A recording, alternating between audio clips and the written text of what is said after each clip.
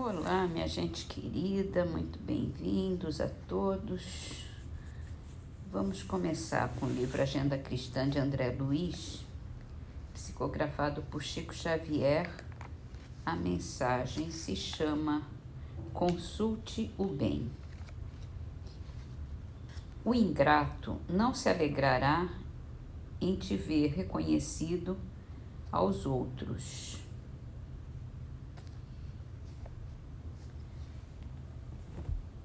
A gente vê o próprio erro nos outros, né? Quer que os outros sejam iguais a nós.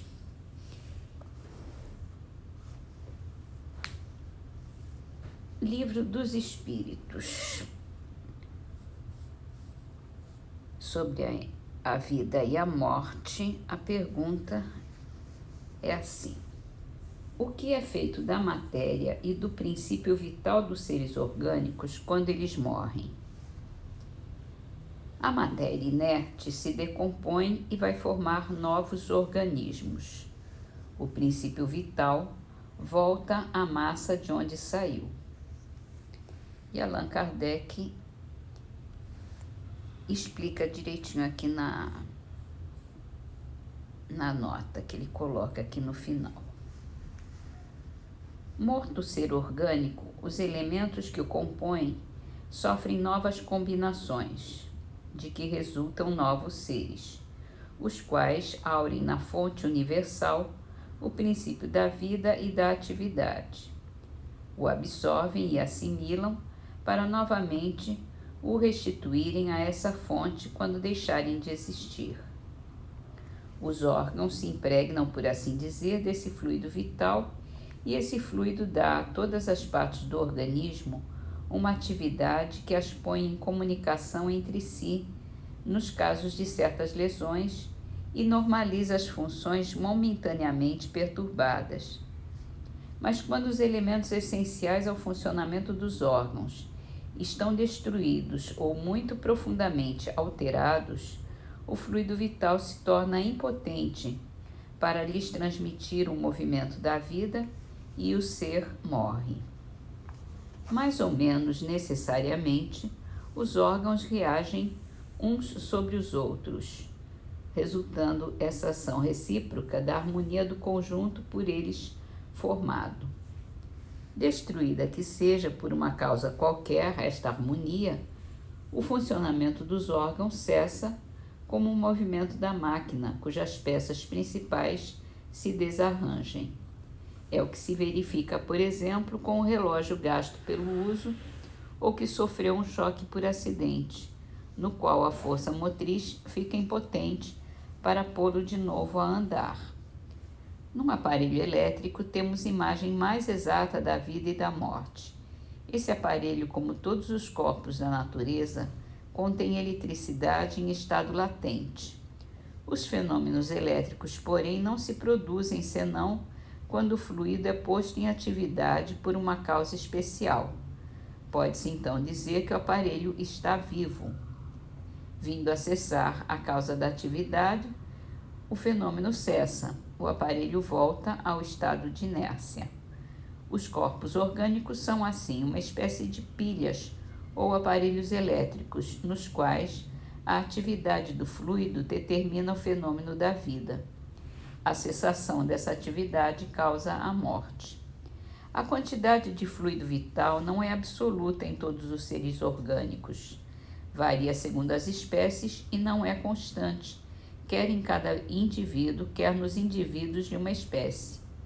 Alguns há que se acham, por assim dizer, saturados desse fluido, enquanto outros o possuem em quantidade apenas suficiente. Daí, para alguns, vida mais ativa, mais tenaz e, de certo modo, superabundante. A quantidade de fluido vital se esgota. Pode se tornar insuficiente para a conservação da vida se não for renovada pela absorção e assimilação das substâncias que o contêm. O fluido vital se transmite de um indivíduo a outro. Aquele que o tiver em maior porção pode dá-lo a um que o tenha de menos e, em certos casos, prolongar a vida prestes a extinguir-se. É bem interessante essa abordagem. Mas vamos para o livro O que é o Espiritismo? E no segundo diálogo com o cético, hoje falamos dos fenômenos espíritas simulados. O visitante diz assim: não estará provado que fora do espiritismo esses mesmos fenômenos podem se produzir? E daí não podemos concluir que eles não têm a origem que os espíritas lhes atribuem? E Allan Kardec explica: por ser uma coisa suscetível de imitação, segue-se que ela não exista? Que direis da lógica daquele que pretendesse, por se fabricar com água de Celtes, vinho de champanhe, ser todo o vinho dessa espécie apenas água de Celtes? Acho que é água com gás isso aqui. Isso é privilégio de todas as coisas que apresentam a possibilidade de engendrar falsificações. Alguns prestidigitadores acreditaram que o nome de espiritismo, por causa da sua popularidade e das controvérsias de que era objeto, podia servir a explorações, e para atrair a multidão simularam mais ou menos grosseiramente alguns fenômenos de mediunidade, como já tinham simulado a clarividência sonambúlica, e todos os gaiatos os aplaudiram, bradando: eis aí o que é o espiritismo. Quando se mostrou em cena a engenhosa aparição dos espectros, não se proclamou que naquilo recebia o espiritismo um golpe mortal? Antes de pronunciar tão positiva sentença, deve-se refletir que as asserções de um escamoteador não são palavras de um evangelho e certificar se há a identidade real entre a imitação e a coisa imitada. Ninguém compra um brilhante sem primeiro estar convencido de não ser uma pedra d'água. Um estudo, mesmo pouco acurado, tê-los-ia certificado de serem completamente outras as condições em que se dão os fenômenos espíritas. Eles, além disso, ficariam sabendo que os espíritas não se ocupam de fazer aparecer espectros, nem de ler a buena dicha. É a sorte, né?